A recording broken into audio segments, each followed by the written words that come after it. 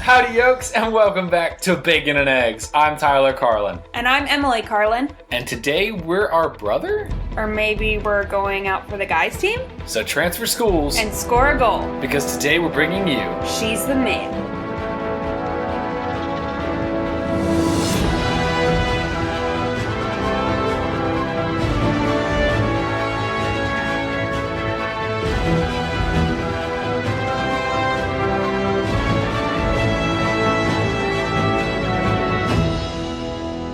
She's the Man was directed by Andy Fickman and released on March 17th, 2006, which was 4,953 days ago. Also the day before Ethan's 13th birthday. So happy teenagerdom, Ethan. Birthday, Ethan. Yeah, super happy birthday. It was released on a $20 million budget, made $33 million worldwide, and fun fact, it was the third highest grossing film its opening weekend. It lost to V for Vendetta and something else. It got a 44% critic rating on Rotten Tomatoes and a 79 audience rating and a 45 on Metacritic. But more importantly, the thing that you're excited about this week is that Emily's on this show. Emily, welcome to Bacon and Eggs! Thank you. Here I am. Are you excited? Very excited. Oh my gosh, it's going to be so much fun. So, Emily, before we get into our discussion of the film, we like to do a positive and negative review from a proper critic because we are not. What? Yeah. I'm a professional. No, you're not. I think I am. Nope. Interesting development. Yeah. So, do you have a negative review for me from the Rotten Tomatoes blurbs? I do. This is from Peter Travers from the Rolling Stone. He said, "There I sit, suffering total numbness of body and brain, no longer having to wonder what it might be like to be buried alive in gooey marshmallow." Makes me want a s'more. I know, I love s'mores. Me too. S'mores are the best. Yummy. Yeah. No, the best is bacon and eggs. The best is bacon and eggs. But you know what's really good is s'mores, but you instead of Hershey's, you use Reese's. But it's even better if you use the white Reese's, the white chocolate Reese's. Yes, that is the peak s'more. I've discovered we've made a lot of s'mores lately. We have. Actually, the best s'more is to do a regular graham cracker, okay, a roasted marshmallow. But before you put the marshmallow on, you put cookie butter on the graham cracker, and then you put the mallow and the Hershey's, or if you want to get crazy, the Reese's pumpkin chocolate. The white chocolate, the ghost, because it's white chocolate. No, for this one you use the pumpkin. But the pumpkins are not white chocolate. Okay, so here's a crazy idea. Okay. Does this improve s'mores or make them worse? If you said cookie butter, what if we just went full send on that idea and you smeared cookie dough onto the graham cracker? I mean, it sounds really good in theory. Well, hold on. You've already got the chocolate. You've got the cookie part. Why not just put Nutella on it? Because Nutella is completely overrated. Hazelnut spread is not that good. It is good. No, it's just not. It's so bad for you. For everyone listening right now, I'm giving Tyler a very disgusted look at his opinion on Nutella. It's not that good. It's just not that good. I think everybody is hyping Nutella, and it's a phase, and it will pass. I really don't think... Okay, Nutella started when I was in, I don't know, elementary school or middle school. Okay. And it's still big. No, it's not. I mean, it's definitely not as big, but hazelnut's coming back, okay? It's making a comeback, whether I'm starting it or not. I don't think it is. I really don't think it is. But I like my cookie dough idea. I think I'm onto something there. I think we should try it. I know. We're going to have to make schmoes again. So It'll be a good weekend for that. I know. We're going to have to convince our friends that we want to make schmoes. My positive review comes from Neil Smith from BBC.com. He writes, Bynes tackles her part with gusto, while Tatum underplays his to striking effect. Now, Emily, I learned something. Well, hold on. Let's do the binary review. Do you feel like people have to see this movie?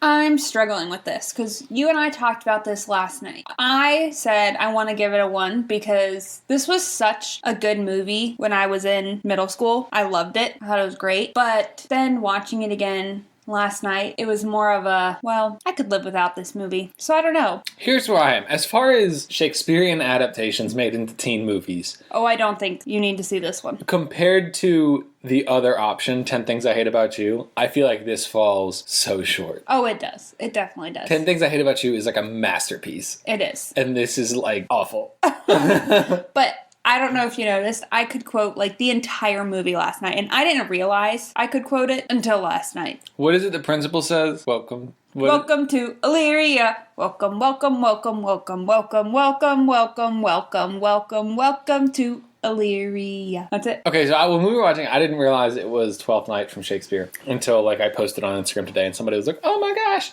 I love it!" And I was like, "That is how." Because I remember thinking to myself when I was watching it, I was like, "This movie, the writing is not as good as the complicated story it's telling." Right. So it's like the dialogue and everything doesn't add up that like you'd be able to connect all these character development dots. You know what I'm saying? Yeah. Like it didn't make the proportions didn't add up. But then I learned that it was Shakespeare and that the new dialogue was all written by some screenwriter now, but the story where Olivia falls in love with Sebastian, who was actually Viola, who loves Duke, but Duke loves Olivia. Viola. She's a stringed instrument. Well, do you think that it would have been better if they had casted different people? Or do you think it's the writing? I think it's the writing. Okay, interesting. I mean, I think it's poorly acted. I think it's poorly directed. I think the whole thing is overall. I loved how mid-2000s it was. Oh my gosh. I thought it was fascinating that this was like shot in 2006 to be about 2006. But that's how most movies are. Correct. But when you watch it in 2019, it looks like somebody in 2006. Is it just nostalgia for you? So like Stranger Things, right? Is like super 80s. When I watch Stranger Things, I don't think this is what the 80s look like. I think this is what we now romanticize the 80s to look like. Okay. And this was that same effect, but it was in the right time period. Okay, I got So that was weird to me. It was like Duke's wall had like some 41 posters and Sebastian was wearing like a Violent Femmes t-shirt. It was like a meme. It was so on the nose mid-2000s, you know? Blatantly obvious. Right. Okay. Yeah. I get what you mean. When you said that, I didn't understand, but okay, I follow. I also noticed that the fashion trends in 2006 were horrendous. I mean, just awful. The flared jeans that show the bra.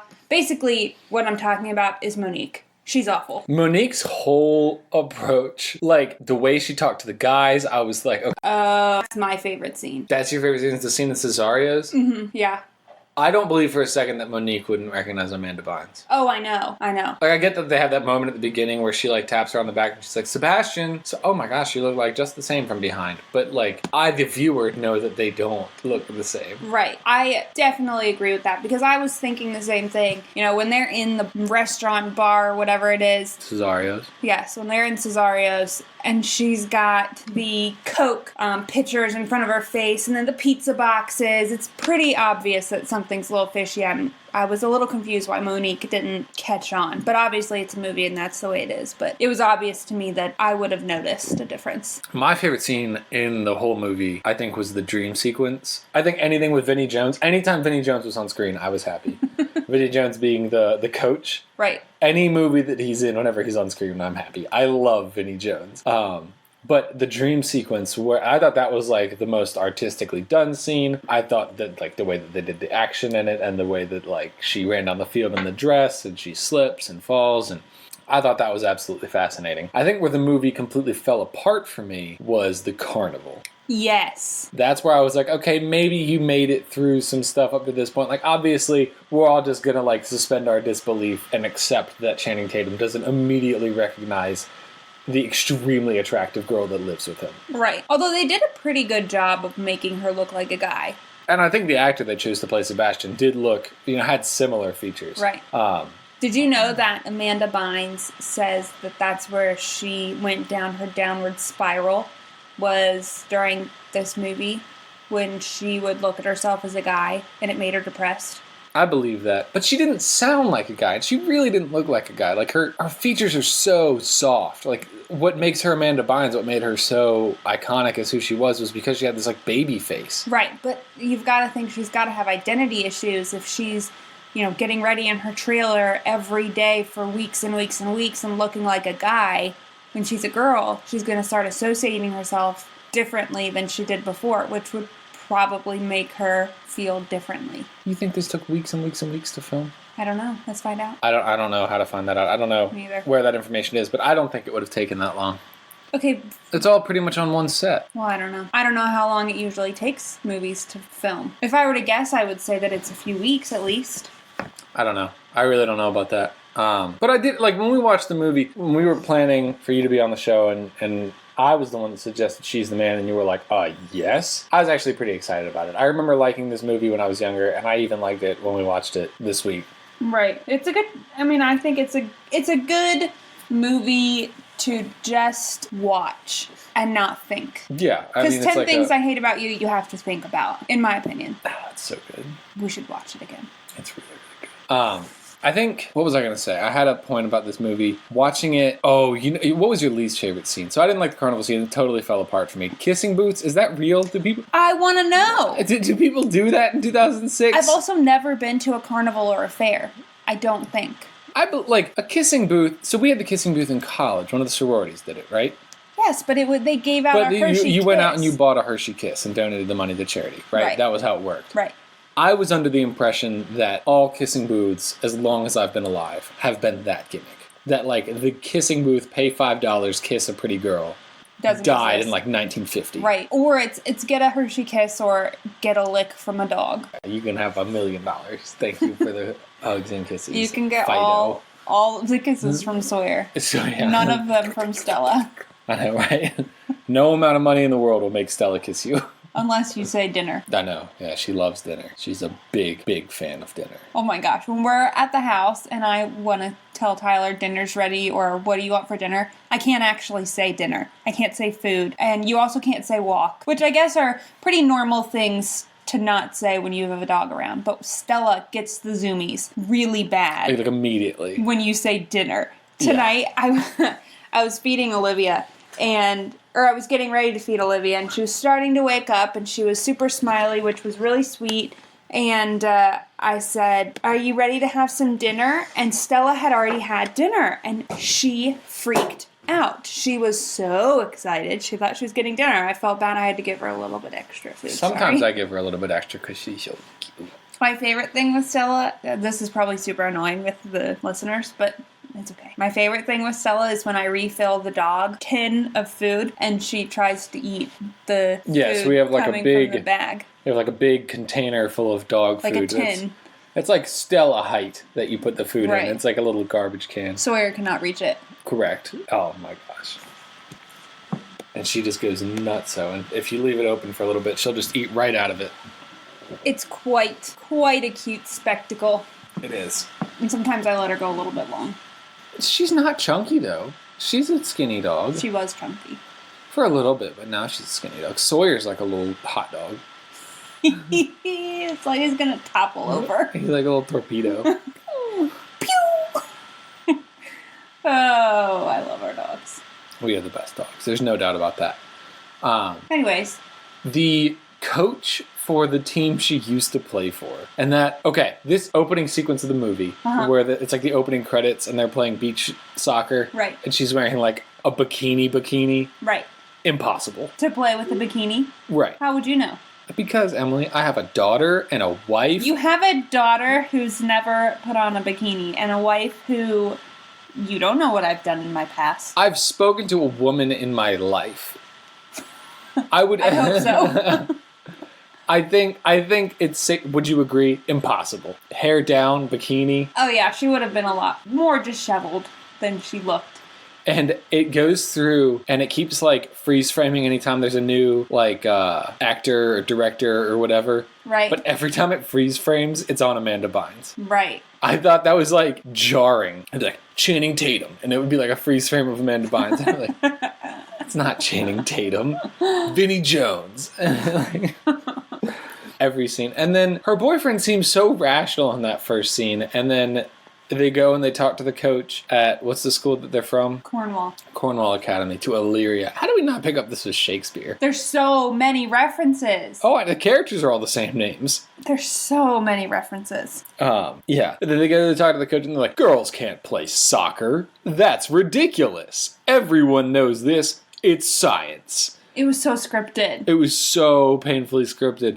And it, like, I don't know that that's how it would go down today. I imagine they would let the girls try out for the team. Mm-hmm. Well, when I was in high school, Maybe not in high school, but when I was in middle school or elementary school and my siblings were in the high school, there was a female football player. Yeah, that's been more and more. That scares me to death. What if our daughter wants to play football? She's not allowed to do anything that's contact. I don't want her to get hurt. She's so precious. I think it's going to have to be a discussion with her when she's older. We'll see. Maybe about what she wants to do. She's going to be on the chess team. The piano club. Something that's not going to hurt her. Right. You could pull a muscle pressing those pedals on the piano, though, so... But you can bet your bottom dollar I will be in the stands of that chess tournament. Cheering for the piano team. Cheering for the piano team. Yes. Let's go, Black Keys! I'm going to have a shirt that says Olivia on the back and some air horns, some pom-poms.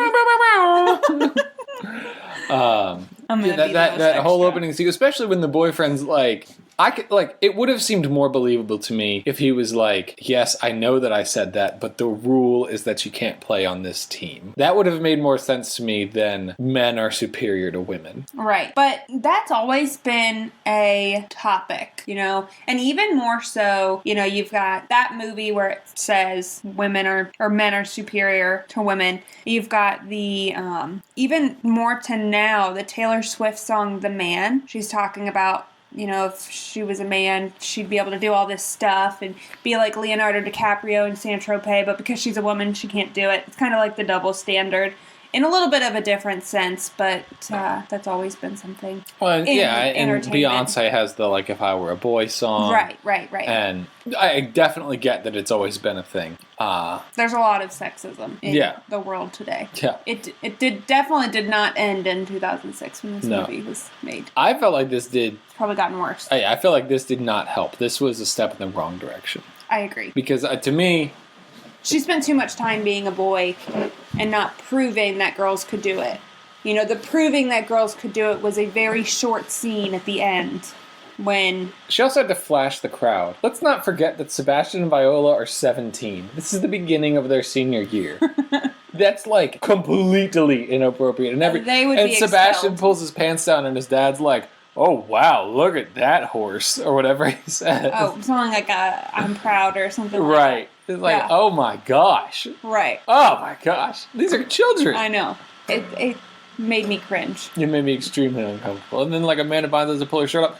And I'll tell you, the thing that kept frustrating me in this movie is they had to, like, revisit the, how's Viola going to get naked in front of her teammates problem over and over and over and over again. Every time they did it, I was thinking, well, obviously she could do this or do that.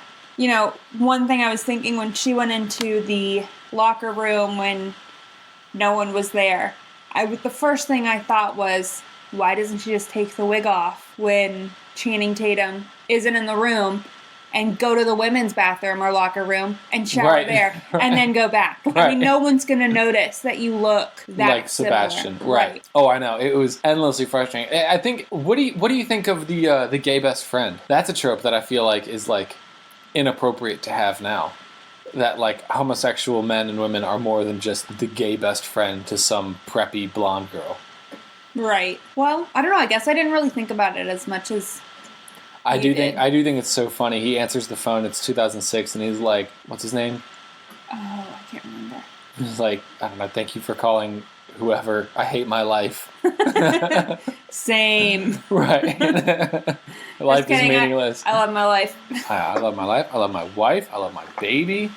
All things that I love. Let's see. What was his name? You went way past it. I know. I'm really bad at this. Let's see. I love David Cross's Gold. I thought that was hilarious. Oh my gosh, yes. He was so funny. Paul. You sure it's Paul? Yes, he's like, this is Paul. Life is terrible. Oh, what do you think about Malcolm? Malcolm, the Marvolio guy? Yeah. The guy with the spider? Named Malvolio. Yeah, he was the villain in 12th Night. Yeah, I knew that. Alternatively, can we get a spider? Can we get a tarantula? Absolutely not. Why not? Because I will kill it. Interesting. So we were at dinner at Tyler's parents' house tonight, and I looked out the window, and there was a spider egg in the window with a spider, and about 100 baby spiders outside of the egg And I thought it was the most interesting thing I've ever seen. And I don't know about you, but I am the person that researches phobias, not just random phobias, but my own. So, like, I could tell you a lot of things about spiders. And I used to be able to tell you a lot of things about sharks because I wanted to be knowledgeable about... Name's Bruce! That scared me. I jumped a Fish little. are friends, not food. Anyways, so I knew a lot about spiders. So I think we could have a tarantula and I would just know everything about it. I think if we had a tarantula, I would just cry every day. I would see the tarantula and we'd have to burn our house down and that would be the end of it. And then you get another one and like we keep burning houses down. Well, that just sounds like a lot of insurance money gone to waste. I'm not going to lie to you. I think the insurance company's going to catch on at the second... the second fire? Right. First time they're like, oh my gosh, a fire. Oh no. I feel like the second one they would be like, this happens a lot. And then the third one they're like, all right, Carlin, we got it. You like fire. No, that's not it. That's not it. Jake from State Farm, I'll tell you what it is. I don't like spiders. Oh, interesting. I don't like spiders either. I don't want a tarantula. I just wanted to see what your reaction would be. I do want a hedgehog. You think you get hazed to be on a high school soccer team? No, but I also don't get hazing. I do not understand. Like, I was in Greek life in college, and we did not haze. No, neither did we. So I don't know what... I get the, like, it's a shared misery, movies. it's a shared experience, it's this fun, like, camaraderie building activity. I understand that, but I feel like stripping down your teammates in the shower and throwing wet food at them and running cold water on them, it goes beyond, this was like a funny challenge we had you all do. Right. This is just mean at this point.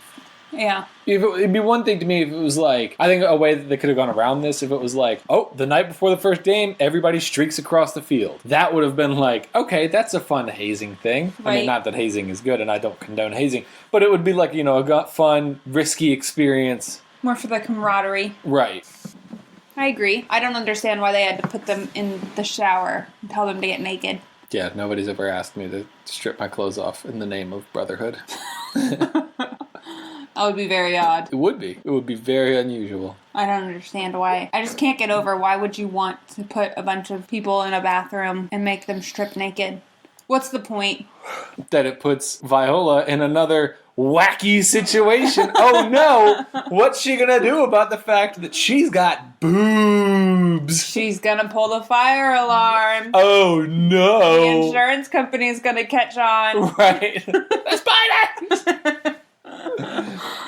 Oh my gosh. Okay, so one thing I noticed was the tampon in the nose. I think that became a thing after this film. Okay, because when we went to... Hold on, let me tell you something. Okay. I know that she couldn't have played soccer in a bikini at the beginning. I do not know how tampons work. Oh, this worries me. No, 12 years from now, 10 to 14 years from now, you can have that conversation. I will, because your conversation would go like this. Well, you take this thing and you just insert it. There's like a removal process? Is that what I understand? There's like a click. We should probably not go through this. Tell me if there's a click. Depends on what brand you get. Oh my gosh. There's something called You by Kotex. Click. Oh. I think that's what they're called. But they click open. Okay. So it's not like clicking the not a pen like a or pen. anything. Oh my Click, gosh. click, click. We're going to have the birds and the bees talk, aren't we? Who's the birds and who's the bees? I don't know. And why is it birds and the bees? Those don't go together. No, they don't. It could be like the bees and the flowers, or the birds and the other birds. I don't know if it's like supposed to be the mating habits most similar to humans would probably be like the penguins, the flightless birds. the penguins. We were at the zoo this weekend, and what did I say? There was something that mates for life. Oh my god, it was like a jackalope, but obviously jackalopes aren't real. That's right. But it was some like East African like a bunny, but it wasn't a bunny. Super bunny. Yeah. Oh. And penguins, they mate for life. And we mated for life. Here we are, going strong. Dun, dun, dun, dun. We're coming up on 5 years being together. And we're coming up on 2 years of marriage. Yep. Yep. Emily and Tyler 2017. It's coming up. What are you going to get me for our anniversary? I don't know. You got me the best birthday gift ever. I did. Yes. Ladies and gentlemen, you know that we've discussed that I am Hamel trash. Emily, newfound Hamel stan, bought her husband Hamilton tickets on his birthday, December 1st. I'm seeing Hamilton. I'm so excited. I cannot wait. You're all coming with me. And then shortly after, I'll be on Sincerely Us, a casual Broadway lovers podcast. Talking about Hamilton. Happens. Yes. I'm so excited. That's the one. That's the one. It'll be good. I'm excited. Good. I'm glad you're excited. But anyways, going back to this tampon thing. We went to a football game recently, and I saw the trainer put a tampon up one of the players' noses. And it wasn't a regular tampon. It wasn't one with a string, but it definitely looked like a tampon. And I know this. A tampon. A tampon. Because when I was in the 9th grade, I went to France with my French class. With Thomas Jefferson. Anyways, I went to France during spring break with my class, and Aunt Flo showed up, and I had to get some tampons. And the ones in France are weird. They don't have strings, and that's what they looked like. Your debut on Bacon and Eggs is a period story? No, it's an Aunt Flo story. Ladies and gentlemen, this is what it's like being married to Emily. It is. I don't have a filter. No, you wouldn't know our bathroom has a door. Stop it! Gosh, Tyler always takes every moment to embarrass me. You could just shut the bathroom door. And so could you. Interesting development, sir. Back to you. Back. With the weather. Ooh, you were gonna caught. be sunny at 65 today. Okay, I also want to ask you a question. Okay. Is bologna really 38% hoof? I have no idea. What a ridiculous fact. I need to know. Bologna. Does How it much have hoof? hoofs?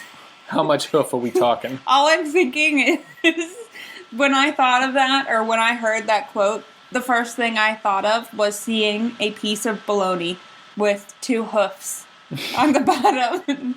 And that's all that came to mind. I need to know. I have no idea, Emily. Well, I don't know. I your homework. can't tell you with honesty that I've ever eaten bologna in my entire life. bologna just sounds gross. What is it even made of besides 38% hoof? Right, I have no idea. But cold cuts aren't expensive. So if bologna is the cheap alternative to cold cuts, I don't know where the disconnect is, because cold cuts are already the cheapest way to buy and make your own lunch. Tyler always has me get cold cuts from the store, and I'll buy them, and then he doesn't eat them. He eats them for the first 2 days, and then he just stops. My issue with cold cuts is there's no way that this cold, fully cooked meat is going to last as long as this expiration date says. Because cold cuts expiration is a long time. And I'm always under the impression that if I don't eat all of this in 3 days, then it may as well just not be here. Okay, but you only eat it for 2 days and then it just sits there. Well, because on the 3rd day, I'm I don't want another turkey sandwich. I want to eat something else. On the 4th day, I'm that turkey's been in there for a while. I don't know if I can have that. I can't tell you how many times, like yesterday when I went to the grocery store and I cleaned the fridge out before I went, and I just find random... Wait a minute. What did we learn at the beach about cold cuts? Pita pockets. Pita pockets. Okay, so Tyler was making a sandwich. When we're at the beach, for those of you that don't know, on Carlin family vacation, every day for lunch is cold cuts. Yeah, the best. Every day. Unless we go to Provisions, which is a restaurant. Highly recommend good burgers. going good there. shrimp burgers. Yes. But, in Holden Beach. But, for lunch, we always have cold cuts. And one thing we noticed, or learned, was while Tyler was making his sandwich, he took a pita and put mayonnaise on top of it, and then put his meat and his cheese on top of it, and started to roll it up. Was it Ben or Jonathan? It was Beth. Oh, Beth. Beth said to Tyler, You're doing it wrong. That's not how you use a pita. And Tyler was like, what are you talking about? And we learned that it opens. You cut it open, and there's a pocket. And that's where you put your... pita pocket. Which, I've always heard that term, but it never made sense to me that was how it worked. So neither of us knew, and this became the running joke of the week, was Tyler and Emily, mostly Tyler, don't know how to use a pita properly. Well, folks, it has a pocket. And it is by far the most delicious cold cut bread. Oh, 10 out of 10 would recommend. Yeah. Always eating your cold cuts with a pita pocket. Yeah, 100%. I found my notes from the movie. Can I go over a few things I noticed? The very beginning, the boyfriend is wearing cargo shorts with his boxers sort of exposed. Cargo shorts. Yeah, no, cargo shorts are terrible. Cargo shorts are known to carry everything except a conversation with a woman. Okay, but wait, when we went to the Redskins game this weekend, the guy who was walking the stands with the beer, his cargo shorts came in handy because he would put his money in his pockets. And I noticed that his money, the big dollar bills, went on one side and his tips went on the other. I was very interested in him. Here's the rule with functional pants. You can wear cargo shorts or cargo pants if your job calls for it, period. What job calls for it besides a hawking beer at the Redskins beer game? Guy. If you are in construction, it's very useful. You got a spot for your measuring tape and a spot for your nails. Although I would recommend, if possible, utility belt. That's what Batman uses. And when you could be anything or be Batman, always be Batman. But that's an appropriate time. But if you are out in public, you didn't just come from work, you don't work a blue-collar job, there is no reason to ever wear cargo shorts or cargo pants. Tyler has always been passionate about this. I have. There's no reason. One Christmas, I'm just going to get you cargo shorts. I'm not going to wear them. Now, this is a fun fact. We're in my childhood bedroom right now. That's why we're recording this podcast episode. Hello from Tyler's youth. The walls are a different color. I'm the third child, so my room didn't stay mine very long after I left. Actually, that's not true. It was this way for like 5 years. But the walls are a different color. My soccer wallpaper is gone. My twin bunk beds are gone. A sculpture that we bought is hanging on the wall. My dresser's been painted white to look old. There's a really nice solid wood Kincaid furniture bed frame in here. I painted that. Emily painted that painting. None of you can see this. In high school, I wore cargo shorts almost every day. I wore cargo shorts that went just past the knee, and they were always just a little bit too big, so I would wear the belts that had like the two loops, kind of like what we used to hold Olivia up. Yeah. And I remember in band... Where'd you get them? Like American Eagle? Old Navy and American Eagle, yeah. Is that the only places you shopped? Pretty much, yeah. I was trash for American Eagle for years. I had an American Eagle credit card. Credit card? Yeah. Like as an adult? Yeah. I think I still have it, but I'm pretty sure if you don't use it after 6 months, it's gone, and I haven't used it in probably like 5 years. But I got it when I was in, I don't know, my mom got it when I was in high school, and she let me be an authorized user. When my American Eagle interest really peaked, I want to say going into like freshman and sophomore year of college, because it was... College? Yes. Because it was preppy enough that it was good looking and nice clothes, but it wasn't Hollister and it wasn't Abercrombie. And I did not like those where brands. I shopped in... Oh, gosh. No. In high school. They were... I think Forever 21. I think, like, one person that I respected once said Abercrombie is too expensive. And that was all the influence I needed to ever be like, this place is ridiculous. They sell clothes to teenagers that are $80 for a shirt. They do, and it is ridiculous. Why would they do this? And they never had any sales. My mom hated going in there because it's so dimly lit. And it's so expensive. And it smells like... Whoa, back up. Abercrombie Fierce is the best smell in the world. Oh my gosh. Oh, I have a question The fact that it's associated with Abercrombie and it puts this terrible, this toothpaste and orange juice like taste in my mouth is only criminal. Because that smell is amazing. I feel like you and I led very different lives in high school. I was a band geek. But let me tell you, so I wore the smallest adult size shorts you can get for men is usually a 28 waist. Now I wear like a 34 or 36 now, so I'm like proper, like chonky. But in high school, I would wear grown-up pants because I was in high school, and I would wear a 28, and I was realistically like a 26 or 24. It was very thin. And I never wore a belt growing up because my pants always fit, so then I get to high school, and I'm wearing grown-up pants that don't quite fit. I remember marching around the band field, and my pants like sagging down. Oh no. Like past my boxers. And, what did you do? Well, like we were in the middle of a song, you can't stop and pull your pants up. But I remember just stopping and pulling my pants up. But it was so bad. They would just sag so much because you'd be walking around and when you'd walk, they'd stretch because you'd put them on in the morning and they'd fit. But then you'd go through the school day and you'd be doing a lot of activity and they'd stretch. It didn't fit anymore. Oops. And I didn't always wear a belt. And so my pants would fall off. I was a string bean back in the day. Wow. You were a cheerleader. I was a cheerleader like freshman and sophomore year of high school, and then I had surgery on my hip and couldn't do anything. Me too. No, you didn't. I just think you and I, like, do you think we would have been friends in high school? Almost definitely not. Were you popular? No. Were you popular? No. Were you popular? No. Were you? No. I was one of those people I was friends with a lot of different people. Like, a lot of different crowds. That makes you popular. That's what popular means. No, popular means you were friends with a lot of different crowds. It doesn't mean you were cool. It means you were popular. You're friends with a lot of people. That's what popularity is. I was friends with a lot of people, but you couldn't be popular in my high school because, my graduating class was over 700 kids. So mine was 200. And I knew everybody. And looking back, I had casual friendships with more groups than I would have thought. Like, I was really friendly with the football players. I was not close with the swim team, even though I was on the swim team. They were very, very mean to me. I had my group of friends in marching band. But even in marching band, there was cliques. Because there was weird dynamics of, like, underclassmen versus upperclassmen. And then the sections would all, the clarinets are super tight. The flutes are super tight. And the trumpet section is super tight. But then within the trumpet section, there was, like, the kind of weird kids who just wanted to do band because it was fun. My mind is blown right now. And then the people that were like, this is everything to me. And I was the like, this is everything to me type.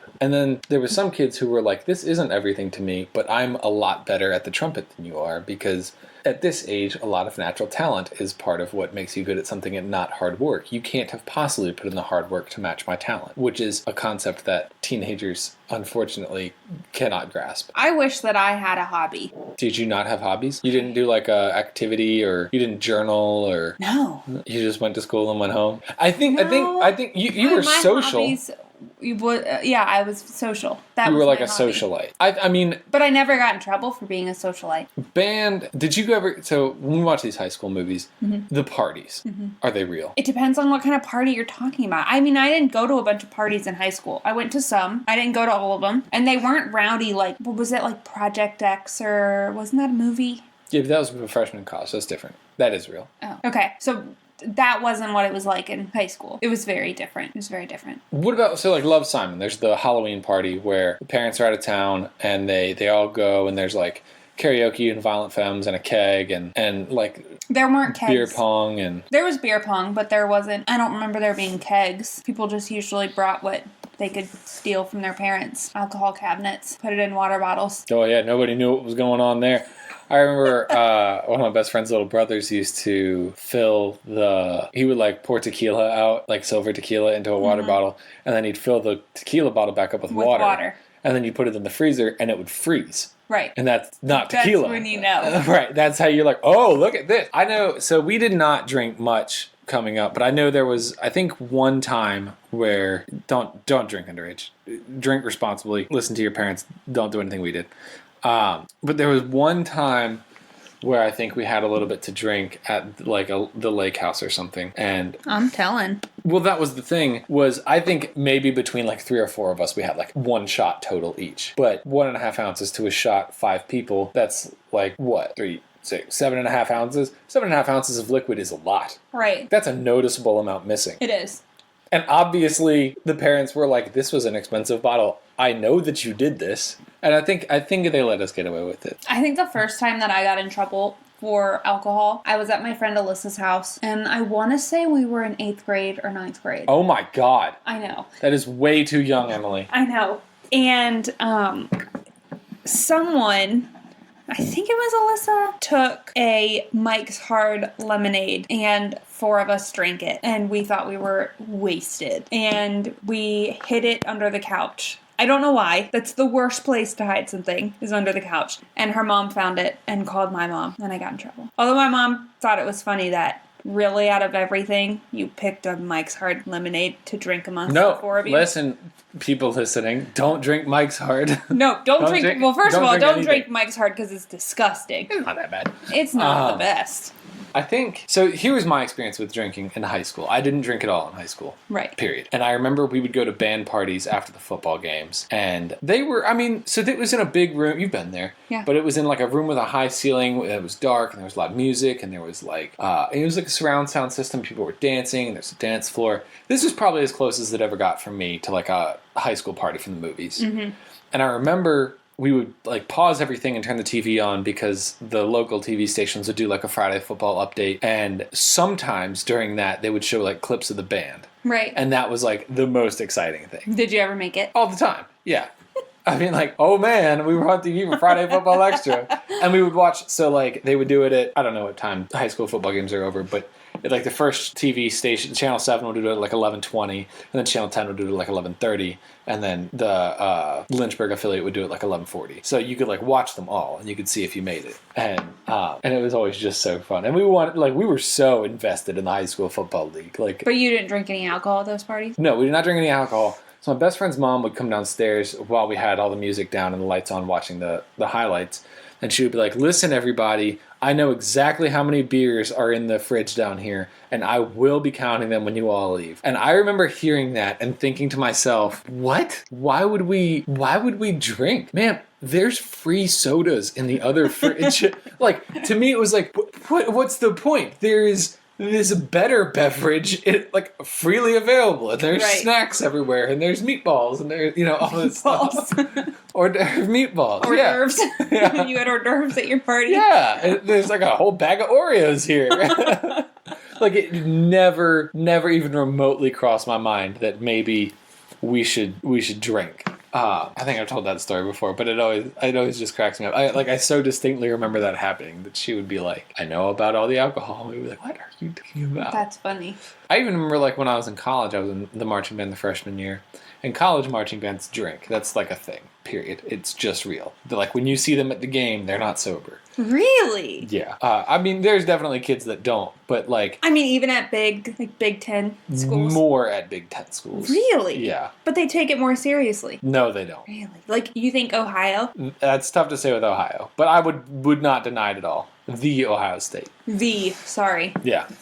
I wouldn't deny it at all. But, like, so I remember getting to band camp in college. And so band camp in high school for me was at the school. And you didn't stay overnight. You, like, went home at the end of every night. Right.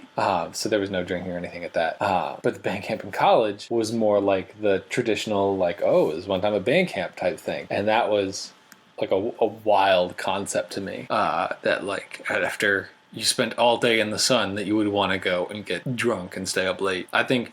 But the weird thing about band is it does attract the kids that are like into watching Disney movies and into theater and into music. So there was like two factions, right? At the end of the day, there was the group of kids that went and got drunk and partied for the next day. And then there was the other group that went back to somebody's dorm and watched Hercules. What group were you in? I was in the Hercules group. There's nothing wrong with Hercules. Not at all. Hercules is awesome. Yeah. I find my way. I can go the distance. You sing Hercules songs more often than not. Like, you think if you were to divide up my time, over 50% would be singing Hercules songs? Oh, no. Definitely Hamilton. Yeah, I sing a lot of Hamilton. A lot. I sing If I Only Had a Brain from The Wizard of Oz 100 times a day. I never hear you sing that. I whistle it a lot. Yes. Yes. You whistle. I whistle so badly, much, too. And it's not good. No, there's no rhythm. There's just noise. It is just noise, and it's like an airy whistle. It drives me crazy that I'm not good at whistling. It drives me crazy that I have to listen to it.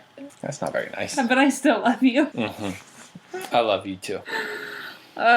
Anyways, back to the movie. This movie... Did you catch that she was wearing a Livestrong bracelet? That's 2006. No, I did not. That's about as 2006 as it gets. I did not notice that. I did notice that there were a lot of sexual references. This movie was way more PG-13 than I remembered when I was going into middle school in 2006 and watching this movie. Okay. Yes. This was way more sexual than I thought. I mean, to a point where I was watching it last night and I was thinking, whoa, how did my mom let me see this movie? Although it wasn't that bad, but one of the quotes that I thought was a little bit racy was, they said, inside every girl there's a boy. I was like, wait a minute, that's very sexual. A little bit too much for this movie being in high school. The way that the guys talk to each other, like, just... Is that normal? No. Okay, like the towel whips and whatever, like, is that normal? Stuff's not entirely uncommon, especially like in a high school locker room. What was the high school locker room like in the boys? Because the girls, there was just a bunch of gossip. I mean, it was mostly the same thing. Gossip? Yeah. Who's who? Who's dating who? I don't know what sort of things high schoolers care about. But I think it was mostly the same thing. I think that there's a lot of flexing. You know, that's when like guys get to really like peacock their feathers out. You know, and like because. Peacock their feathers.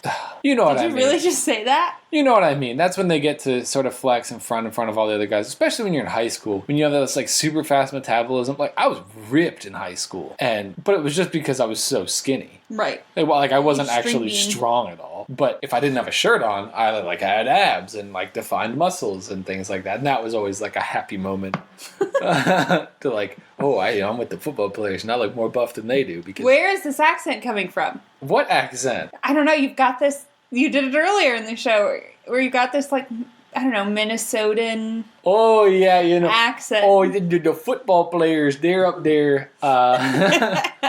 You look like, oh, I'm more shredded than the football players because they're grown men who happen to be 16. Right. Right. Okay, so we were watching something with my brother. I don't remember what it was, but it was like high school football highlights or something. And it was people who were being drafted. My brother's a huge Michigan fan. Yes. So he was talking about a football player that is getting drafted to Michigan, or going to Michigan. I guess you don't get drafted Right. for He's college. signed, You yeah. sign.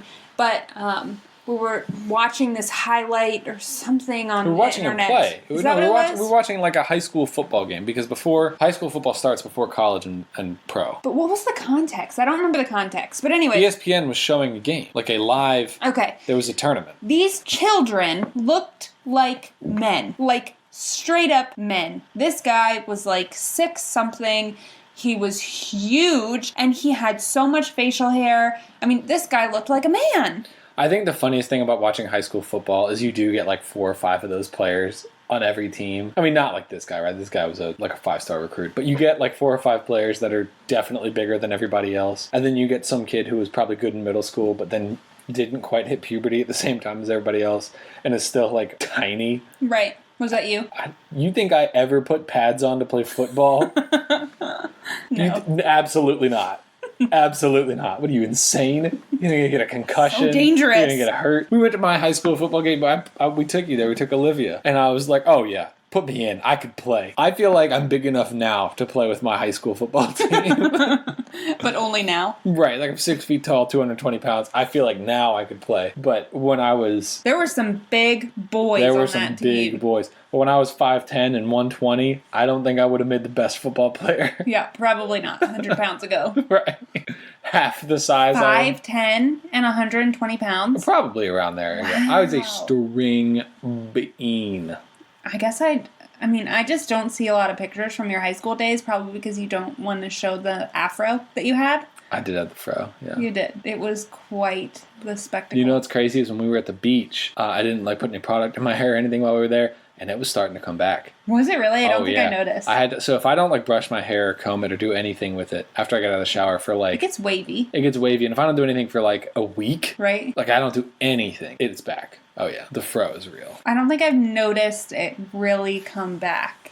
Since I've known you, you've always had the same haircut. Well, and the other thing is at the beach, if you go to bed at nighttime, like if you shower at nighttime, you always go to bed at I nighttime. was going to say, what? Well, sometimes you go to bed in the morning. I do as a new parent. Yeah, you don't sleep at all. I can't sleep when Olivia's fussy. You gotta learn. You just gotta figure that out. When you go to bed, when you shower When at you night. shower at night and then I go to bed and you don't do anything to your hair, you wake up and it's like, it's like, you remember in Frozen when Anna wakes up and her hair's like, that's me. That's you. That's is me, you. a Hondo P. Oh, yeah. You don't like to shower at nighttime. I hate showering at night. I don't like the feeling I get going to bed because I'm all hot. Oh, I feel so good when I shower at night. I always shower at night. That's when I shower. I don't usually shower in the morning. I haven't seen you shower since Olivia was born. That is a lie. I showered yesterday. I'm going to shower when we get home tonight. I shower at nighttime. Please tell the listeners that I do shower because they're going to think I'm crazy. Stinky Pete. I shower. Okay, sure, yeah. Stop it. I'm giving him the look again, guys. Tell them, please. They don't know. They don't need to know. I shower, okay? I'm very clean individual. Brush my teeth at night. I don't do it as much in the morning like I should. You make the bed every day. I don't. I should. You throw your tissues away. Stop. Gosh, It's is okay. this just rag on Emily time? Nobody's perfect. Nobody. Everybody has those days. Everybody makes mistakes. Yeah, that was backwards. She's just being Miley, which is an anagram of Emily. That's why it was backwards. Ha ha ha. Ha ha ha. You're so funny. I know. But you do things too. Correct. I am an imperfect human being. Yeah. You snore a lot. You snored before you got your tonsils out. Boom. I got my tonsils Roasted. out before I knew you. Boom. So Roasted. shut up. So for those of you that don't know, Tyler snores so bad at night that he wakes up our daughter. No, she doesn't. Last night, I had just gotten her to sleep, and all of a sudden Tyler goes, and Olivia's eyes just boop, went open. And I was like, crap, I just got her to sleep. You know what's funny? This morning when I took her downstairs, we have a dog gate that's like freestanding. It's held up by the Wall in gap the between fridge. the wall and the fridge. And sometimes it'll like shrink and fall over because it like expands and retracts. Mm-hmm. And it fell over today, and she was like crying, and then it fell over, and she was like, "Oh!" Are you serious? She just passed right out. Oh my god. It scared her, like it spooked her, and then she just knocked right out. Being a new parent is so hard, especially like today. Last night, she did her longest stretch of sleep, okay? Mm-hmm. Which was almost 6 hours. And, you know, you've got all these mom blogs that tell you different things. You know, some of them say they need to eat every 3 to 4 hours. Others say if they're asleep, let them sleep at nighttime. During the day, wake them up. And so you never know what to do. But our pediatrician said, you know, let them sleep. Don't let them go too long. So today was about 5.5 hours, which is the longest I'll let her go. But she woke up after that, and I fed her. And then she wouldn't go back to sleep. And that was so frustrating. So then Tyler took her, and of course she fell right back to sleep for Tyler. Again, frustrating. Woke up, had to eat. He fed her again from a bottle this time. And then the rest of the day, she was awake. I was so exhausted and so tired because during that 5.5 hours of sleep, it's not really 5.5 hours of sleep. It's 5.5 hours since the beginning of her last feeding. So if she eats for 30 minutes, that's a half an hour right there. So that's 5 hours. Okay. Then you've got the time of trying to put her back to sleep, which takes about a half an hour after burping her and changing her, and sometimes she spits up and you have to change her outfit and whatever. So it's 30 to 45 She's got to minutes. look cute if she's going to bed. Obviously. You never know who you're going to meet in your dreams. Someone once told me that. That was in like someone's AIM away message. Like, going to bed, gotta look cute, you don't know who you're going to meet in your dreams, or something like that. I'll never forget it. Can I tell you? Hold on, I have to lay a claim No. to AOL Instant Messenger. I need to finish. Okay. I need to finish my We're going to put a my- pin right in this one. Okay. So once I finally get her to sleep, then it's me. I have to go to sleep. And it takes me a little while to go to sleep. So I, last night, could not fall back asleep. So I read for a little while. Then I look at the clock, and it's like 3 a.m. So I'm like, okay, I should really go to sleep. And then she woke up like an hour later. And I was like, ugh. So it's like, I don't get a whole lot of sleep. Well, then today, when she just decided to not take a nap, I was miserable. You know what puts her to sleep is that baby wrap. Yes, we got a baby wrap from our registry, and we hadn't taken it out of the box because we just didn't know how to use it. We took it out one time, and we were like, this is just too confusing, can't do it. And then we watched a YouTube video last night, or the night before, and put it on, and instantly she falls asleep in it. It's so comfortable for her. But that's just, you can only do that during the day. You can't use that to fall asleep. Right, you can't sleep with And that. then you take her out of it, and you put her in her bed, and she wakes right up. And she's like, this is not the cool thing. Right. This isn't the knee compression thing. Anyway, back to my point with AOL Instant Messenger. Oh, yes, your pin. Pin Okay, it back in. we're going to pull it out in, must have been like 2003. AOL Instant Messenger had one default away message. It was like, I'm away from my computer right now. How old were you in 2003? I was 10. I would have been 11. And you had AOL Instant Messenger then? I had a pretty young age because Ben and Jonathan had it. So they're not going to get to use the computer, not me. Yeah, I guess when you're the third child. You're they the don't really third care. child. Anyway, But I was 10. my first day on AOL Instant Messenger, I remember putting up an away message to play Roller Coaster Tycoon 2. And Loved that game. And my away message was, I'm unavailable right now because I'm busy playing a computer game that takes up the whole screen. And that became a default away message on AOL Instant Messenger, and they took it from me, and I never got the credit. But I know I wrote that. No, I Because I remember thinking to myself, I don't know if it's whole, W-H-O-L-E, or whole, H-O-L-E, and going with the W and being right. And I wrote that away message, and it became one of the default options on AOL Instant Messenger. You're welcome, world. I'm busy because I'm playing a computer game that takes up the whole screen. Boom! I'm the man. She's the man. You're the man. Amanda Bynes. Bing, bang, boom. I'm exhausted just from all of that. Yeah, you should be. Yeah. That was a lot. Yeah. Well, yeah. Living with that, like, that is how Tyler is all the time. In case you're wondering, our life is very interesting. Is it? Yeah. I don't think we're ever boring people. I think we're pretty fun people. At least I like to think so. But living with Tyler and his incessant commentary on every single topic or subject is just sometimes the best and sometimes the worst. My father would not say that I'm the most agreeable human being alive. You're not. I figured out the chair. Turn it like a diamond. Okay. I am uncomfortable. So Emily and I are sitting at what is absolutely not a desk, recording this yeah. right across from each other, and we're sitting on square stools. But if you turn the stool so that it's like a diamond, then you have more space. And there's a microphone right in between us, and it's driving me nuts because I can't look Tyler in the face. That's as high as it's gonna go. It's right on your nose. You look like Squidward. Wow. Hello, this is Squidward. That was pretty What? good. What? That was not good. Yes, it is. Oh my gosh, they have it canned bread. You sound more like the computer that Plankton has. 99%. 50% C, 50% weed. 99% evil, 1% hot gas.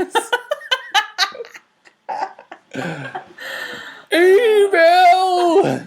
Oh my gosh, today I saw the funniest picture. It was a Halloween costume of the character. I can't remember what it is, but it's like the long brown like thing that sits in the wheelchair. Do you know what I'm talking about? What are they selling? Yeah, Chocolates! Well, someone used a wheelchair and put that in the... A bug just flew into the wall in here and died. Interesting development. But someone put that in a wheelchair, and that was what they used as their Halloween costume. It was funny. What are they selling? Chocolate! I remember when they invented chocolate. That reminds me of how your grandparents talk. Oh, be nice. They're so sweet. Do it. No, I'm not going to do it. Do it. No, I'm not doing it. What's the Wi-Fi password? Stop. I'm not doing it. I'm not doing it. Not doing it. Oh, your grandparents are the best. I have a question for you. Okay. Are debutantes still a thing? I have no idea what a debutante is. I know what a dilettante is. Dilettante. What's that? It is like either someone who is genuinely full of it or somebody who might be full of it. Mm-hmm. A debutante, it's like a lady, right? Lords and ladies, it's like a feudal system thing. You're debuting into society. Debuting. Can you edit that out? No. Oh, crap. I'm not going to hardly edit anything. This is gold. Gold?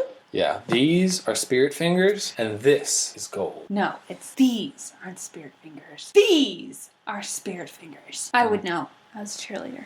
Okay, I would know because I was a young man who thought Bring It On was the best idea for a movie ever. Why? Bunch of real pretty girls cheerleading their way around the thing. Oh yeah. This was my cup of tea. So I was in elementary school and part of middle school. I was a competitive cheerleader, and that is how it is for Bring It On. That is how it is at competitions, for sure. It What is with that fierce. Yeah. Did you like get up in their face? Were you like evil? No. Evil! But there were teams that were. Are you touching this cable? Yeah. Don't. Sorry. Tyler's very bossy. I am not bossy. I am. Ooh, I struck a nerve.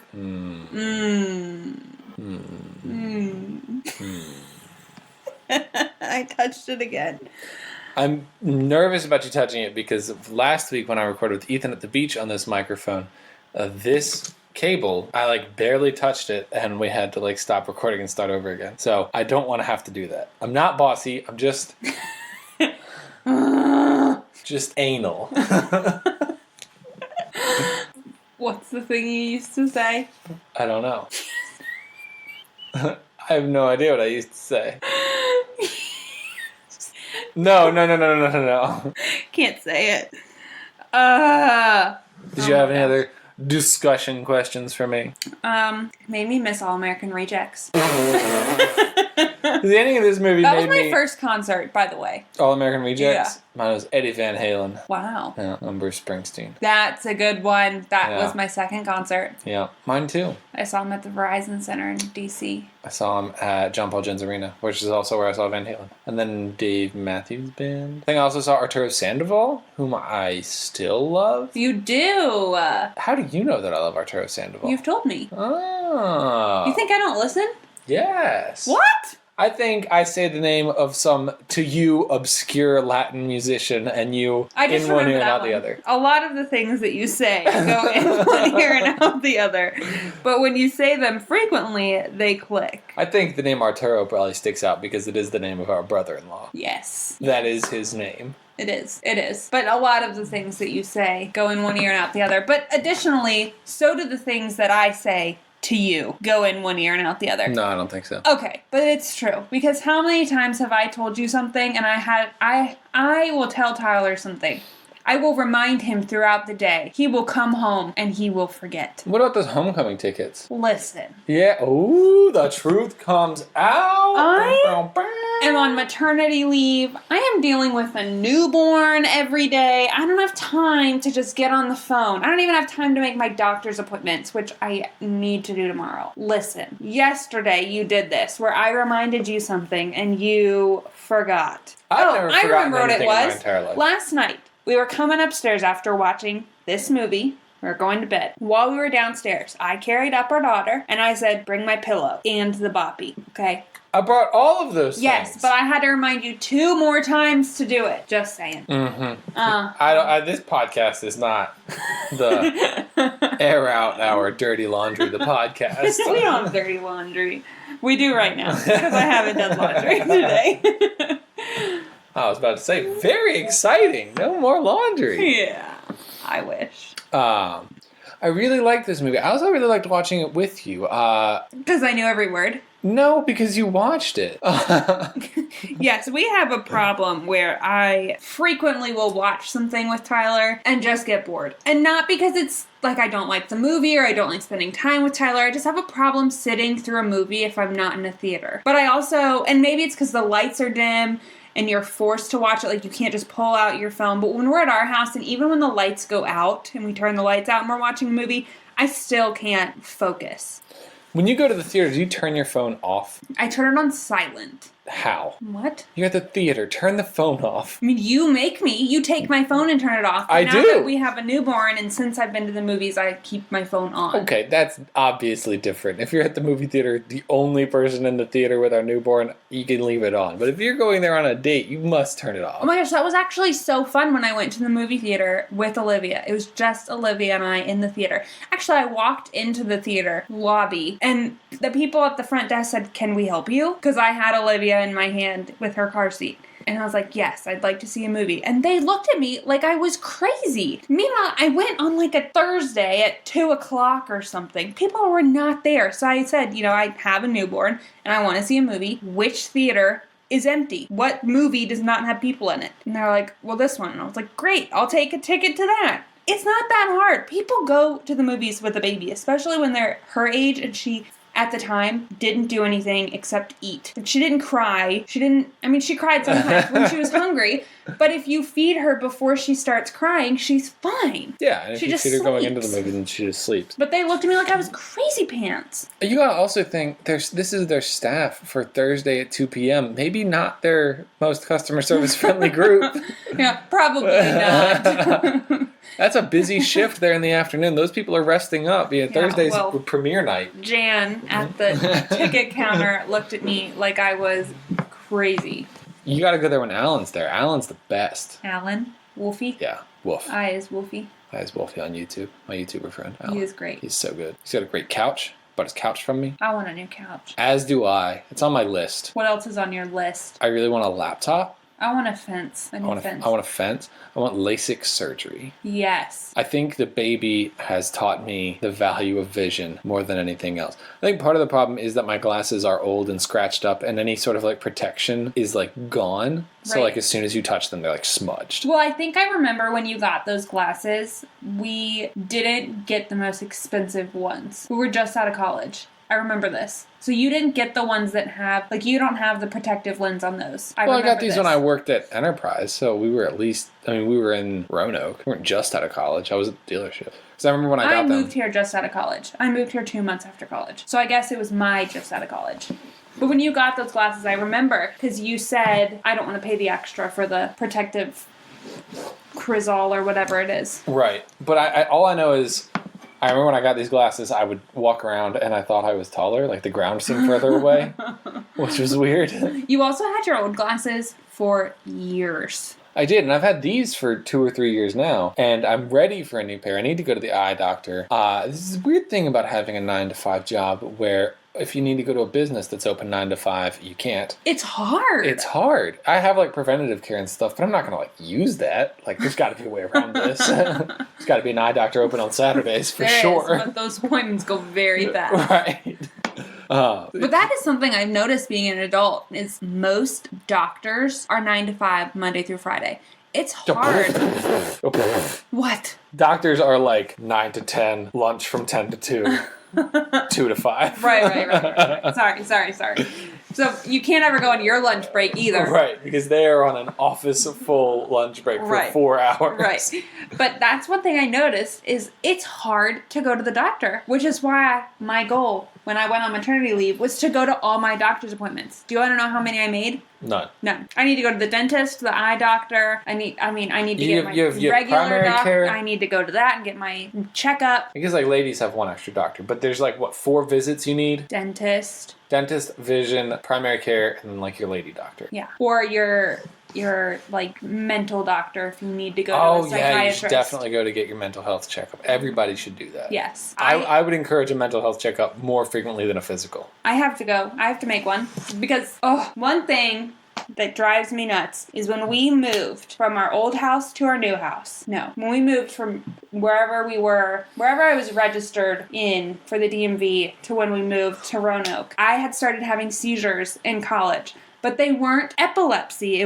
They're called psychogenic non-epileptic seizures, PNES. They're caused by stress and anxiety. And we are at the DMV, and we were standing at the counter, and the lady said, "You didn't fill out this box," and it was, "Do you suffer from seizures?" And I was like, "No." And Tyler goes, "Yes." And I was like, "Crap, Tyler. Do you know what this means?" It means that I have to do paperwork every single year. And it's just so frustrating. It's weird because we live in a city where like the primary industry here is the hospital. Like the hospital employs more people than anybody else.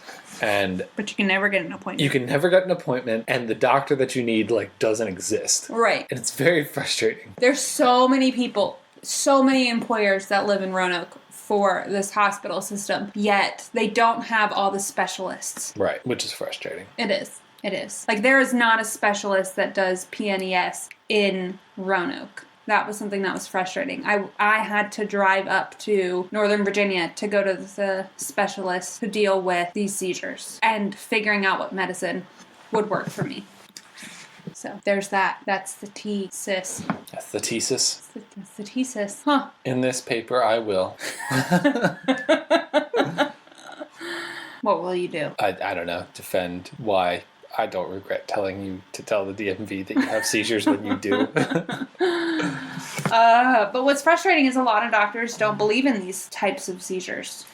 I feel like that just makes your paperwork that much easier. Like, obviously, it's frustrating that the doctor doesn't believe it because we have documented evidence that it's absolutely real. Right, but I have to have 2 doctors sign off on this paperwork for the DMV. So I have to find 2 doctors in Roanoke that will write on this topic. That's what's hard and frustrating. And I have to do it every year. And every year I mess it up and they send it back to me and they say, "Your license is going to be suspended if you don't figure this out in the next 10 to 15 days. Do you know how hard it is to get an appointment in 10 to 15 days? Hard. I think our approach is wrong. I don't think you need an appointment. I think you just need to call and say, "There's some paperwork I need signed and I need it done soon." But you have to have an appointment or a checkup with this person within the last 6 months. It's a sick visit, not a well visit. I guess. Alright, I'm off my soapbox. You smell better. Oh, are you saying that I shower? I'm saying that you were on a soapbox. Why do they call them soapboxes? Because it was a box of soap that you'd stand on and, like, shout propaganda from. Like the, crates? Yeah, like an apple crate, but it was soap. So why don't you just call it, I'm off my apple crate? Because it wasn't an apple crate, it was a soap box. I've never seen soap inside of those crates. Okay. It's not like 1835. Okay. Have you ever seen apple inside apple crates? Yeah! Haven't you ever been to an apple picking farm? I've been with you. It's also an orchard. I couldn't think of the word. This is the home of Johnny Appleseed. Come on. It's the apple picking farm. I do that so often where I can't think of words. I think it's new mom brain. I think that's like a thing. Oh, it drives you insane. It does, because they'll be like, go get that from over there. I'm like, what from where? Oh, he gets so frustrated. Where do you want me to go? That, and I'll point. But I'm over not there, looking. and I'll point again. But I'll be in the kitchen and you'll be like upstairs. Can you get that thing? No. I don't understand. Don't we have a special bond where you know what I'm thinking at all times? No. What? This is all fake. It's not. It's all fake. This isn't real. Love is real. You're Love so is cheesy. patient. Love is kind. Home sweet home. And all Beach. those and all those cheesy sayings. Life's a beach. Live, laugh, love. Just breathe. Just breathe. Don't you have a tattoo that says that? No comment. That was a college mistake. Not all mistakes were made in college. I learned a lot in college. College was a good time. I liked college. I did too. I met you in college. I know, yeah, we did. Yes, 5 years And ago. and for more on our story of how we met, you should listen to the show after the show, which is the Hash Browns, available on Patreon for just $5 a month. And it's super duper fun. Every week we do an AMA with Ethan and I, or myself and the current guest, or Ethan and I and the current guest. And sometimes we may switch it up and may not do an AMA, but it will be every week. And you should listen to it. It's more content, more bacon and eggs just from us to you for just $5 a month. That's like nothing. That's like, don't drink your Starbucks for one day. Right, so not only are you saving 390 calories, you're also getting an extra hour of podcast each month, which I feel like is a win-win. Right. Obviously. Why wouldn't you do it? I don't understand why you wouldn't do it. It's the way to live. Also, I feel like we pour a lot into this show, and it would, if it brings you value, it would mean a lot to us if you could bring us some value too. 'Cause it's a lot of work. Yes, I don't think someone can tell you how much time and effort you put into something other than the outsiders looking in, like me. Like your spouse or your significant other, because you spend quite a lot of time, and I'm not complaining about it. It's actually very amazing to see you spend so much time and commitment, and you have so much dedication to this podcast, whether you're recording, whether you're watching the movie, whether you're researching for the episode, but not just that, interacting with your fan base. You've got the best fans Oh, the ever. Yokes? The Yokes are the absolute best. Yes. Tyler spends so much time on the Discord talking to people. I mean, it is just amazing. They're just my friends. Like, it doesn't feel like Right. I'm some creator talking to with fans. like plebes or anything. Like, it is literally like I feel like everybody in our Discord is an equal, and it's such a valuable conversation. And I feel like the one thing that always strikes me with the fan to creator conversation is I feel like the creator can never feel wrong or like proven incorrect. We have like discussions where I will go into it thinking one thing and come out of it thinking something completely different. Like Hamilton, for example. I would not like Hamilton, nor would I want to go see it if it were not for our Discord server and the people in it encouraging me to give the show another chance and listen to it, because I didn't just not like it. I thought it was like a cancer. Like it was a bad thing. That like Broadway has no place in rap. What are you, crazy? This is awful. It's not interesting. Alexander Hamilton was white. Like all these weird off-color thoughts, completely incorrect about it. And having our support system and being able to chat with people about just anything is so super valuable. There's so many things going on right now. We have the Baconandeggs Fantasy Football League, which there are like super cool prizes for. And we have all of our fun channels where like we keep having to add things because there's so many things we want to talk about. And, Right. It's just so much fun. It is. It's a family. It is a family. There's no doubt about that. Podcasts have like sprouted from it, which is so fun. That's what's really cool. Yeah, I love when a new podcast shows up. That's always my favorite. And it's like allowed us to create That's What I'm Talking About, which is such a great podcast. And Mary Clay is so good. It is really cool. Yeah. And I've been reading Lord of the Rings, and my whole life I've been like, okay, Lord of the Rings is probably really good. There's no way it's like better than Harry Potter. Like Harry Potter's so good. The movies are now on Netflix. The Lord of the Rings ones? Mm-hmm. Oh man, that's so exciting. Or maybe it's Hulu. Let me tell you straight up, I'm halfway through Fellowship, 49% according to my Kindle app. It's straight up better than Harry Potter. It's so good. I've never read or watched. You never watched them? Mm-mm. I don't think you have to read it. Like, I think you definitely your life would be enhanced if you read them. I just don't know that that's something I would be interested in. Based on where I am in the books, my life is enhanced by reading them. But of course, I'm not very far. I'm halfway through the first one. I think the interesting thing about great novels is that you forget that they're great sometimes. Like, it's famous and it's stood the test of time because it's good. Not because it's like some achievement in challenging writing or it developed in this crazy world that's like, how could he have possibly thought of this? It stood the test of time because it's still enjoyable to read. Right. You know, it's like Gatsby, right? It's like you pick up Gatsby and you're like, oh, this is unbelievably readable. I'm pretty sure they still read it in high school. Right. This is unbelievably readable and it's very good and it's funny and it's like thoughtful and relatable. And I think the same is true as far as I'm in Lord of the Rings, and that like it's genuinely funny very frequently, which I did not expect. I'll have to give it a chance. Okay. Anyway, we're at about that time. This is the first movie of year 3. So as far as goodness. Where does it go on so the big honored. board? This is the best movie we reviewed this year. Ta-da! Ta-da! I'm satisfied with that answer. I don't think it's gonna stay there. I think it's gonna be at the bottom. It may stay at the bottom. There you go. One thing we didn't talk about that I do want to say really quickly is Amanda Bynes. Where is she now? Dude, I don't know. I mean, what happened? I know that, I mean, it was like a few years ago, I feel like she showed up on Twitter for like a week. Yes, I remember that. And then she was gone. And then she was gone again. And that's like all I know. Well, I think right now, if I remember correctly, I'm trying to pull it up, but while it's loading, I think she's in school for fashion design. Yes, she goes to LA's Fashion Institute of Design and Merchandising, FITM. La FITM. La FITM. I toured FITM in New York when I went in high school. I did a fashion merchandising class. I toured the Berklee College of Music in Boston. It's really cool. It was really cool. It's way cooler than my answer.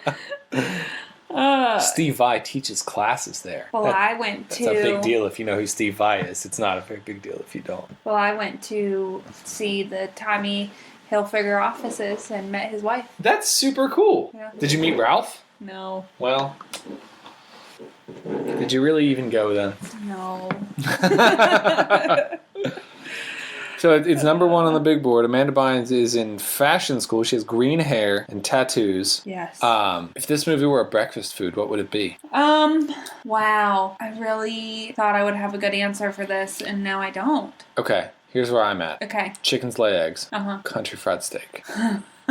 Or country fried chicken, which is like chicken, which is girl, right? Because girls lay eggs. Okay. But it's cooked in the style of country fried steak, which is delicious. Hens lay eggs. Chickens lay eggs. Hens are the males. No, hens are lady chickens. Yeah. Not all chickens lay eggs. What? But all hens lay eggs. I don't know chicken anatomy. Chicken anatomy? Yeah, I'm totally lost. I thought all chickens were girls and roosters were the boys. I feel like one of us is dumb here. I think, I don't want to say it out loud. I'm nervous. I think chickens are the subspecies, but the hens are the females and the roosters are the males. I have no idea. The fact that this was not what I thought it was is mind-blowing to me. Oh man, I need to know now. Terminology. Here we go. Males are cocks or roosters. And females are hens. Okay. So I was right. I wouldn't have thought of a rooster as a chicken. I would think of rooster as a rooster. No. Obviously, you can chop the head off a rooster and country fried steak it, or country fried some sausage gravy. Oh, dumplings. Tyler's fantasizing about breakfast. Stop! That's a gross noise. I think that this movie is a hotel waffle. Why? Why? Give me a continental reason for your continental breakfast. I think that it is so basic. It doesn't have a whole lot of substance to it, which is why it's the hotel breakfast. And it's something that is easy to watch or easy to make, such as a... You think a hotel waffle is easy to make? Yeah, you just pour it and you stand there. It's messy as can be. You go to the little batter dispenser, the batter keg, and it's like... This movie is messy. This movie's not messy. This movie's full of nudity, is what it's full of. You don't see any nudity. No, you don't. No, you don't. It's just referenced a lot. It is. It's a lot of like, how are we going to get... Oh my gosh, if you say that one more time. No, what we need to take from this movie is that bologna is 38% hoof. Do you think that's really the line? Is there Gouda involved? There is a Gouda line. And she gets like a box of Gouda for Channing Tatum. We didn't even mention Channing Tatum in his prime. Let me tell you something right now. Channing Tatum never went to high school. A man that looks like that was born 30. Okay, but did you crush on Channing Tatum after this movie came out? Because I did. I crushed on Amanda Bynes after this movie came out. Interesting development. We definitely didn't lead the same high school life. Not because she played a boy for most of the movie. I tell you, I did not... No, I don't know. I'm going with that. Okay, so we've got a breakfast food. We've got a ranking. This is all good. Emily, where can people find you? People can find me on Instagram at EKCarlin. Yes. I don't know what my Twitter handle is, but I also don't use Twitter a lot. So, probably not Twitter. No. You can find the show at Bacon and Eggs Pod on Twitter and Instagram. Yes. We've been trying to be more prolific on Instagram. Shalom, that's me. You can follow me at America Carlin on Twitter and Instagram. That's America, RLIN. From, you remember when it was cool to love America? Yeah, me too. Good old days. Ouch. Yeah, but now I can't change it. No. You were Ty Carlinstagram. I know. At one point. That was fun. That was a good one. I don't want to speak it into existence, but I would switch them both just to Ty Carlin. That's too easy. I don't think it is. I think it's perfectly good Instagram name. All right, fair. I don't want to have a number at the end. Like, I want my word to be this like word. Like mine is EK Carlin. Right. I don't want to be like Ty Carlin 11, but that's my email address. Don't say that out loud. Oh, darn. It's not like the Bacon and Eggs email. If you have comments or questions about the show, you want to ask anything for the AMAs in every episode, you can email us at baconandeggsmedia@gmail.com. Or if you want to sponsor us, do anything like that, you can email us at baconandeggsmedia@gmail.com. If you want Ethan or I to guest on your podcast, shoot us an email at baconandeggsmedia@gmail.com or send us a DM on Twitter or Instagram. We are open to that right now. Scheduling is always a little bit crazy, but we want to do whatever we can to make it happen so that we can be on your show. Yeah, that's what we're looking at. Anything else? Any final thoughts, Emily? I feel like this movie didn't define my childhood, but I definitely remember this from my childhood. Or teenage years, at least. Okay? That's what I need to say. Oh, I have a question. Yes. Were you ever as nervous in front of girls as Duke was in front of Olivia? So I was serially in a relationship, and I was not nervous in front of any of the... So I've had 3 long-term relationships, you being the third, and I was not nervous in front of the other 2 when I met them, no. Were you nervous in front of me? No. I was nervous. I mean, it was like a date, there was jitters, but it wasn't I was getting in a car with someone I'd never met before. Right, but it wasn't And going far. But I knew that I wasn't... So, I can understand why you were nervous. That totally makes sense. But I knew that I wasn't a criminal, right? I knew that I wasn't... But I didn't. Right. I got in a car with you to drive 45 minutes away. But you didn't know that. You didn't know where we were going. Which makes it even worse. It turned out okay. It did turn out just fine. So anyway, our artwork is by Vaishon Brandon. Our music is by Andrew Scott Bell. And our lives are supported by our beautiful wife and girlfriend, Emily and Kate. Thank you for all of your support and everything you do for us. And thank you for 2 years of listening to this show. It's been an amazing 2 years, and I look forward to many, many, many, many, many, many, many, many, many more. And until next time, I'm Emily Carlin. Arrivederci. And when I close my eyes, I see you for what you truly are, which is ugly.